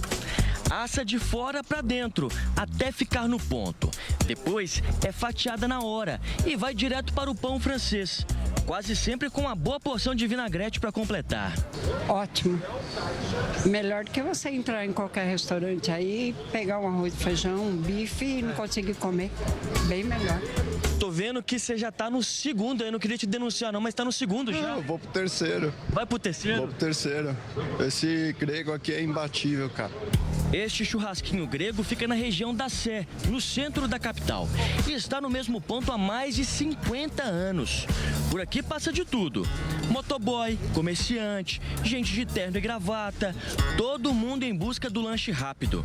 Entre os clientes fiéis do passado, um nome famoso chama a atenção: o saudoso Jô Soares. Até Jô Soares comia grego, no Paysandu de sempre. Até o Jô ele gostava? Até o Jô, adorava o grego. Comia 5, 6 ele. Isso era gulosinho ele. Era bom de boca, viu? Além da rapidez, o preço ajuda a explicar o sucesso. Por R$ 7,00, o cliente leva o lanche e ainda tem o suco à vontade. Em dias de movimento, o Joab chega a vender até 300 sanduíches. Mas o que será que faz o churrasquinho dele ser tão disputado, hein? O segredo não posso contar, senão todo mundo vai copiar, entendeu? Mas tem um segredo especial, e tá no tempero, tá? Tá no tempero, atender as pessoas, né? Tem que ser rápido, quentinho. Rápido, quentinho também, tudo limpinho. Apesar do nome, você sabia que o churrasquinho grego não nasceu na Grécia, e sim na Turquia? Senta que lá vem história. Há milênios, os soldados turcos, durante as viagens, caçavam os animais e assavam as carnes nas próprias espadas. Eles fincavam em fogueiras no chão. Uma tática de guerra que ultrapassou os séculos e mata a fome até hoje. E como quase tudo em São Paulo, o lanche também ganhou novas versões. O Magno criou uma rede de lanchonetes especializadas em churrasquinho grego. A ideia veio das lembranças da juventude, quando o sanduíche era uma salvação na hora da fome. Eu fui office boy, né? Muito tempo e pouco dinheiro, né? Então era um passe, e aí eu andava um pouco a pé e comprava um lanche que vinha um suquinho de água de chuva, que a gente falava, né? E aí comi o lanche e o outro passe era pro fliperama. E aí nessa memória eu falei, por que não fazer um sanduíche de qualidade, uma carne boa? Na lanchonete dele, além da versão raiz, tem a gourmet, com pão especial, molhos e até queijo. O lanche popular virou uma experiência gastronômica. A gente tem o chefe, por exemplo, ele é cebola caramelizada e queijo derretido. A gente tem também o bruto, que vai linguiça com carne, catupiry, cheddar. Então a gente fez umas misturas. Então o salad, por exemplo, é carne, alface americano, cebola roxa e tomate. Então tem vários lanches que nós montamos dentro da carne do churrasco grego, né? E pelo jeito, a clientela provou, hein? Ele é bem gostoso. Gostei da carne, que é bem macia, do jeito que eu gosto. Eu gosto de carne bem passada. E o pão também é bem macio. É maravilhoso, viu? Adorei o tempero da carne, também vem a saladinha junto. O molho aqui também temperadinho, bem gostoso. Seja na barraca de rua ou na lanchonete moderna, uma coisa é certa: o churrasquinho grego segue firme na cultura paulistana. Um clássico que atravessa gerações e continua salvando a fome de quem vive na correria da cidade. Vale a pena, né? Memória, tá na memória com certeza. Muita gente ficou com água na boca, hein? Justiça Federal determina a suspensão imediata de atividades de mineração que atingem áreas da Serra do Curral, em Minas Gerais. Os detalhes depois do intervalo, mas antes eu tenho um convite para quem usa o WhatsApp. A Record News está no WhatsApp. Mais agilidade e precisão na palma da sua mão. E lá você fica por dentro das principais notícias do Brasil e do mundo. Tudo isso no seu celular. E para acessar é muito simples. Vá até atualizações, canais e procure pelo canal da Record News. No canto superior, clique no sininho para receber todas as notificações. Conecte-se e saiba o que está acontecendo em tempo real, 24 horas por dia. Record News, você confia.